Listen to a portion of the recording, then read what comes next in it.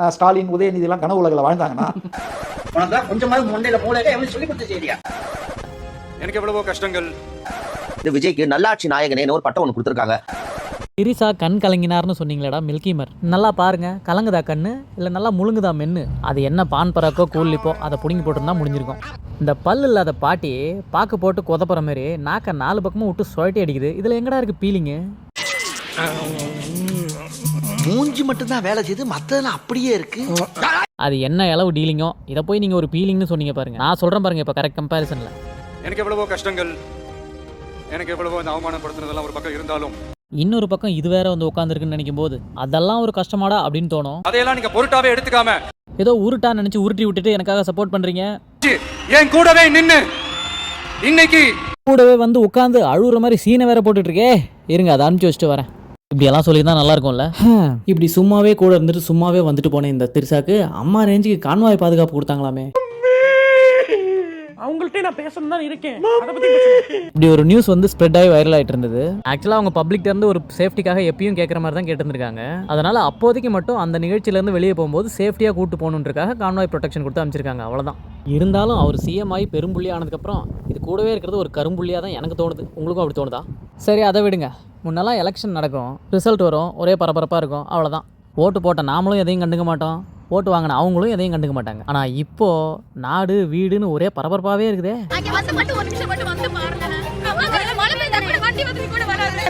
இது எலெக்ஷனுக்கு முன்னாடி டிவிகேலேருந்து வந்து என்ன பிரச்சனைன்னு கேட்டது. சரி, இதைத்தான் எல்லா கட்சியும் எலெக்ஷன் முன்னாடி வந்து பண்ணுவாங்களே, இப்போ இதில் என்ன புதுசாக இருக்குன்னு கேட்டிங்கன்னா, வண்டி போகுமா? தேர்தல் ரிசல்ட் வந்தோடனே இங்கே வரேன். எதை ஜெயிச்சோடனே வரணுமா?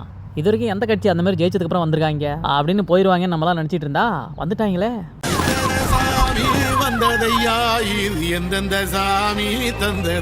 நம்ம ஊருக்கு ரோடு வருது.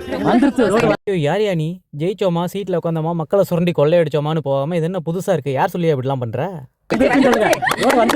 முதலமைச்சர் நம்ம அண்ணன், உங்க புள்ள, உங்களுக்காக தான் வந்திருக்காரு. அப்பா, மக்கள் நாங்கள் இதெல்லாம் சினிமாவில் தான் பார்த்துருக்கோம். சினிமாக்காரனை ஏன்டா நம்பினீங்கன்னு கேட்டவங்களுக்குலாம் செருப்படி போலையே.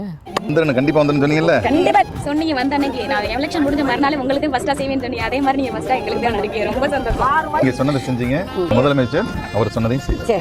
கமெண்ட்ல கதறாங்க, எல்லாம் சொல்லுவீங்கடா, எல்லாம் செய்வீங்களா அப்படின்ற மாதிரி. பாருங்க, அதுக்கும் பதில் சொல்றாரு. ரோடு வேலை முடிஞ்சோடனே திரும்பி வரேன். இவரே பாக்குறதுக்கு ஏதோ ஹீரோ மாதிரி சினிமாவில் நடிக்கிற மாதிரி இருக்காரு. நாங்க பார்த்த வரைக்கும் எம்எல்ஏனா தொப்பையும் தொந்தியுமா வெள்ளை வெட்டி வெள்ளை சட்டை கட்டிக்கிட்டு எங்கேயாவது யாருக்காவது வேட்டு வைக்க ரேட்டு பேசிட்டு இருப்பாங்க. இல்லைனா எலெக்ஷன் டைம்ல கேட்டு பக்கம் வீட்டு பக்கம் ஓட்டு கேட்டு வருவாங்க, அவ்வளவுதான். இது ஏதோ படிச்சவங்க இளைஞர்கள் ஜெயிச்சதுனால வந்த எஃபெக்ட் மாதிரி இருக்கே. கள்ளச்சந்தையில் மது விற்பனையை தடுக்க தவறிய இன்ஸ்பெக்டர் சஸ்பெண்ட் செய்யப்பட்டிருக்கிறார்.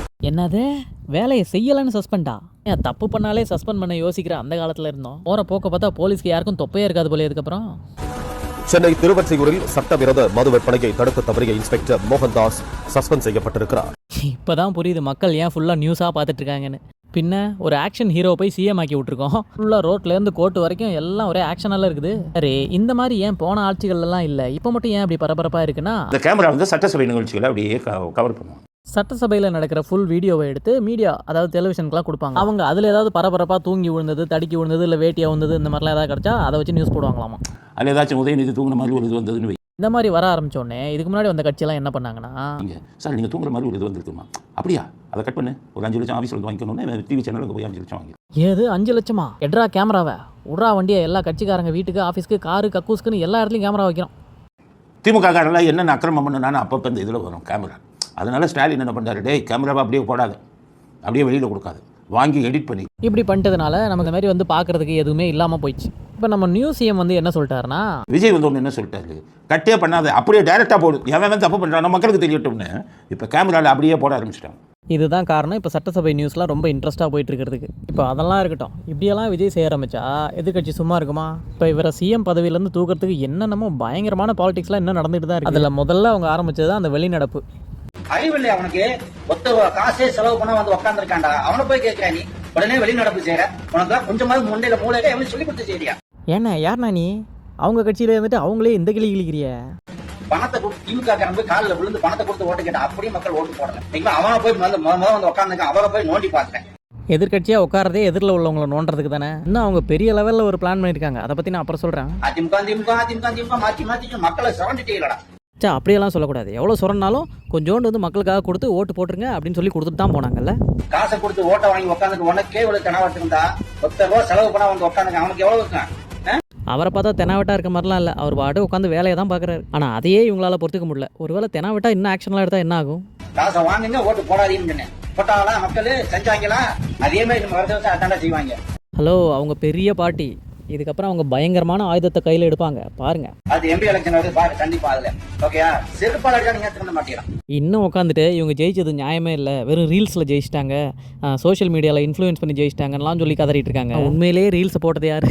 ஜூலியை வச்சு, அப்புறம் சின்ன சின்ன பிள்ளைங்களை கூப்பிட்டு வந்து எல்லாம் பண்ணதெல்லாம் இவங்க தான். உண்மையிலே மக்கள் எப்படி ஜெயிக்க வச்சாங்கன்றதை பார்க்கலாமா? ஃப்ரெண்ட்ஸை மேய்க்க எடுத்துட்டு போனால் பெண்கள் தான் முதல்ல பிடிங்கி அவங்க என்ன வேணா பண்ணிட்டோம், எங்கள் ஓட்டு அண்ணனுக்கு தான் அப்படிங்கிற மாதிரி ரொம்ப சப்போர்ட்டிவாக இருக்கும். இப்படி பெண்கள் மட்டும் இல்லை, அவங்க கட்சியிலேருந்தே நிறைய பேர் எதிரியானதும் தான் மெயின் ரீசன் அவங்க தோத்ததுக்கு. இப்போ தோத்து போனதை ஒத்துக்க முடியாமல் ரீல்ஸ்னால இவங்க ஜெயிச்சிட்டாங்கன்னு சொல்கிறாங்க. ஆனால் இதை கொஞ்சம் கேளுங்களேன். அதாவது மக்கள் வந்து விழிப்புணர்வாக இருக்காங்க. மீடியாவை வச்சோ, விளம்பரங்களை வச்சோ, கூலி ஆட்கள், டிஜிட்டல் கூலிகளை வச்சோ ஒரு ஆள் கேரக்டர் ஒரு கட்சியை வந்து அழிச்சிட முடியும்னு இன்னும் சபரீசன், ஸ்டாலின், உதயநிதி எல்லாம் கனவு உலகில் வாழ்ந்தாங்கன்னா அவங்க 2026 சட்டமன்ற தேர்தல் முடிவுகளில் அவங்களுக்கு தெளிவு பிறக்கும். தெளிவெல்லாம் பிறந்துருச்சு. ஆனால் இப்போ அந்த தெளிவை தூக்கி கொண்டு போய் எங்கே பேர் வைக்கிறதா சோறு வைக்கிறதான்னு தெரியாமல் திண்டாடிட்டு இருக்காங்க. அதை நம்ம கூடவே வச்சிருந்தா தானே பிரச்சனை. அதையே டிவிகே மேலே தூக்கி போடுன்னு சொல்லி அவங்க மேலே பழிய சொல்லிட்டு இருக்காங்க. எல்லாரும் சேர்ந்து விஜய்க்கு நல்லாட்சி நாயகனே ஒரு பட்டம் ஒன்று கொடுத்துருக்காங்க. அது எந்த சம்பவத்துக்காக கொடுத்தாங்கன்னா, இனி கவர்மெண்ட் சர்வெண்ட் எல்லாருமே அவங்களோட ட்ரெஸ்ல பப்ளிக் சர்வெண்ட் பேட்ச் வந்து ஃபிக்ஸ் பண்ணி தான் வேலைக்கு வரணும்னு கொடுத்துருக்காரு. அது எதுக்குன்னா, நம்ம தான் பப்ளிக்காக வேலை செய்கிறோம், அவங்களுக்கு கீழே தான் நம்ம, அவங்கள்ட்ட தான் கை நீட்டி சம்பளம் வாங்குறோன்றது நினைப்பு எப்பயுமே மனசில் இருக்கணுன்றதுக்காகவான். நாம பப்ளிக்கோட வேலைக்காரங்க, அந்த எண்ணம் அவங்களுக்கு வரணும் என்ற ஒரே ஒரு காரணத்துக்காக தான் எல்லாருமே இந்த பேட்ச் வந்து ஃபிக்ஸ் பண்ணணும்னு விஜய் அவர்கள் சொல்லியிருக்காரு. டேங்க அப்பாடி அப்பா, இது என்ன பிரமாதம்! இன்னும் இங்கிலீஷ் நியூஸ் எல்லாம் கலக்கிறாரு பாருங்க நம்ம CM. Seen Chief Minister suited up in a suit taking all official business. Let's get you this report. Suit போட்டு பயங்கரமாக கலக்கிட்டு இருக்காரு. இது எங்க இருந்து இன்ஸ்பயர் ஆகி வந்தாருன்னு அவங்களே ஒரு ரீசன் சொல்றாங்க பாருங்களேன். Looks familiar, right? அவர் பீஸ்ட் படத்துலேருந்து இதே லுக்கை தான் அப்படியே வந்து இப்போ அசம்பிளியில் போட்டுட்டு இருக்காராம். அங்கேருந்து அவர் இன்ஸ்பயர் ஆயிருக்காருன்னு இவங்களே சொல்லிக்கிறாங்க. அவர் நிறைய படத்தில் கோட் சூட் போட்டு வந்ததெல்லாம் இவங்களுக்கு யாருக்கும் தெரியாது போல. ரொம்ப நாளைக்கு அப்புறம் காழ்ப்புணர்ச்சியே இல்லாத ஒரு தலைவரை பார்க்குறோம். யாரையுமே திட்டாம இருக்காரு. இந்த பண்பு தாங்க மக்களுக்கு ரொம்ப பிடிச்சிருக்கு. இன்னும் அவர் யாரையும் அசிங்கமாக திட்டலை, பேசலை. சட்டசபையில் உட்காந்து கேவலப்படுத்தினாலும் அவர் அமைதியாக இருந்துட்டு அதுக்கப்புறம் போய் ட்விட்டரில் ரிப்ளை பண்ணுறாரு. அதுக்கும் உடனே கமெண்ட்டில் எல்லாரும் ஏன் அங்கே நேராக உட்காந்து பேச தைரியம் இல்லையானலாம் கேட்குறாங்க. சில பேர்கிட்ட ஆர்கியூ பண்ணோன்னு வச்சுங்களேன், உங்களை கீழே இறக்கி விட்டுருவாங்க கேவலப்படுத்தி. அதனால் மக்களுக்கு பதில் சொன்னால் போதும், இதுங்களுக்குலாம் பதில் சொல்ல வேணாம்னு நினச்சாரு. இது கூட அவங்களுக்கு புரியலை. யாரை பற்றியும் தப்பானது இதை வந்து இதுக்கு முன்னாடி இருந்த நான் யாரையும் சொல்ல மாட்டேன், பட் எல்லாருமே மற்றவங்களை எதிர்த்து பேசுறது தான் ஒரு கேள்வியா, ஒரு கொள்கையாக வச்சிருந்தாங்க. அந்த சிஎம்ங்கிற அந்த இடத்துக்கு வந்ததுக்கு அப்புறம் அந்த பெருந்தன்மையா இருக்கிறது தான் முதல் தடவையா நான் பார்க்குறேன். நீங்கள் மட்டும் இல்லை, மக்கள் நாங்கள் மட்டும் இல்லை, எதிர்கட்சிக்காரங்களே உட்காந்து இன்னும் இப்படியே பேசிகிட்டு இருக்காரு, இன்னும் அவர்கிட்ட இருந்து எதுவுமே மாட்டலையேன்னு பயங்கரமாக உட்காந்து விளக்கெண்ணெய் ஊற்றி பார்த்துட்டு இருக்காங்க. இது வந்து அடுத்து இன்னும் பெரிய ஜெனரேஷன், அடுத்து அவர் தான் வரணும், பட் இருந்தாலும் அதுக்கப்புறம் வர்ற ஜெனரேஷன் இருக்கவங்களுக்கும் ஒரு பெரிய பாடமாக இருக்கும். பாடம் மட்டுமே நடிச்சிட்டு இருந்த ஒருத்தர் பாலிடிக்ஸ்குள்ளே வந்தோடனே பாடமாகவே மாறிட்டாரே. நம்ம நல்லவராக இருப்போம், கெட்டவர்களை திட்டிகிட்டே இருக்க வேண்டாம், அது நம்ம வேலை இல்லை. கெட்டவர்கள் தானா திருந்தணும். மேடம், கடைசியில் சொன்ன பாயிண்ட்லாம் நடக்காது. இது என்ன படமா? கெட்டவர்கள் கடைசியில் திருந்தி வந்து காலில் விழுவுறதுக்கு. இப்போ சிஎம்ஐ காலவாரி விடுறதுக்கு என்னென்ன சதி நடக்குதுன்றதை அடுத்த வீடியோவில் சொல்கிறேன். வீடியோ பிடிச்சிருந்தா ஒரு லைக் அண்ட் ஹைப் பண்ணுங்கள். தேங்க்யூ.